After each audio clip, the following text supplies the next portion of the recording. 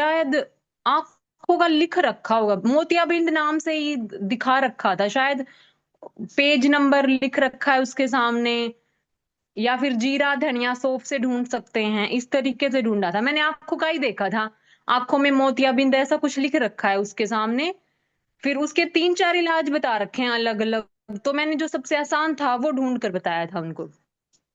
जी बहन।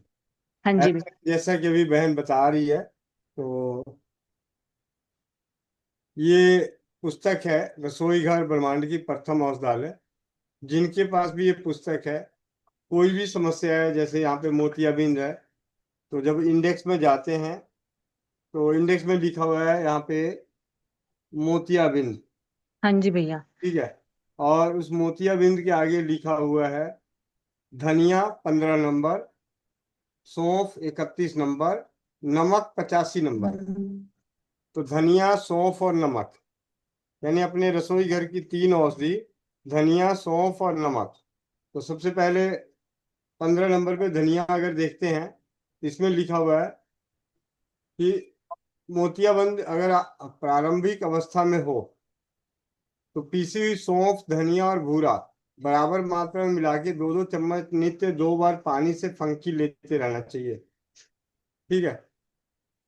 और इससे ऊपर लिखा हुआ है नेत्र ज्योति, मतलब आंखों में रोशनी बढ़ाना और बाल। तो हरे धनिए का रस 150 ग्राम, तिल का तेल 300 ग्राम, इतना उबालें कि केवल तेल बचा रहे, रस जल जाए। इसे छान कर रख लें। इसे नित्य सिर पर लगाने से नेत्र ज्योति बढ़ती है, मस्तिष्क ठंडा रहता है, बाल बोल दे। झड़ने रुक जाते हैं। ठीक है। दूसरा है हरा धनिया, इसे आंवले के साथ पीसकर खाने से आंखों की कमजोरी दूर होती है, ज्योति बढ़ती है, गर्मी के में धूप के दुष्प्रभावों से बचाव होता है। फिर 31 नंबर पेज पे अगर जाके देखते हैं तो नेत्र ज्योति के लिए लिखा हुआ है समान मात्रा में सौंफ, बादाम गिरी और मिश्री पीसकर इसकी 3 चम्मच फंकी गर्म दूध से नित्य रात को सोते समय लंबे समय तक, कम से कम 2 माह तक लेते रहें। फंकी के बाद पानी ना पिए, नेत्र ज्योति बढ़ेगी, शरीर पुष्ट होगा, स्मरण शक्ति बढ़ेगी। और मोतियाबिंद में लिखा हुआ है 50 ग्राम सौंफ, 50 ग्राम धनिया, दोनों को पीसकर 50 ग्राम देसी बूरा मिला लें। इस मिश्रण को 2.5 चम्मच सुबह शाम नित्य लंबे समय तक पानी से फंकी लेते रहना चाहिए। अब आ जाते 85 नंबर की नमक से मोतियाबिंद में क्या कहते हैं। तो यहाँ पे जब देखेंगे तो वहां पे लिखा हुआ है कि जिन्हें भी मोतियाबिंद हो रखा हो वो नमक का प्रयोग ना करें। मोतियाबिंद में खान पान में नमक का ज्यादा इस्तेमाल करने वालों को आंख की बीमारी, कैटरेक्ट यानी मोतियाबिंद होने का खतरा रहता है, वह भी इसीलिए नमक नहीं खाना है। यानी मोतियाबिंद में अगर नमक से इलाज करना है तो नमक बंद करना पड़ेगा मोतियाबिंद में। और अपने रसोई घर में दवाई के रूप में खाने पीने में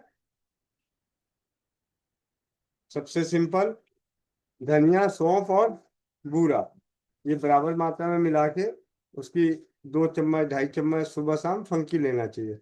ये पूजा बहन ने इस पुस्तक को पढ़ के अपने जानकार जिन्हें समस्या थी उन्हें बताया और उनको आराम मिला। तो ये रसोई घर ब्रह्मांड की प्रथम औषधालय अपने रसोई घर में पड़ी हुई औषधियों से अपनी समस्याओं का, कष्टों का, रोगों का निदान कर सकते हैं। और इसी प्रयास में लगे हुए हैं कि अपने रसोई घर से कौन कौन सी औषधियों से किस प्रकार अपने कष्टों को दूर कर सकते हैं, रोग को दूर कर सकते हैं। और उन अनुभवों के आधार पे हम एक दूसरे का विश्वास और ज्ञान बढ़ा सकते हैं। इसी प्रयास का नाम है स्वस्थ समृद्ध परिवार।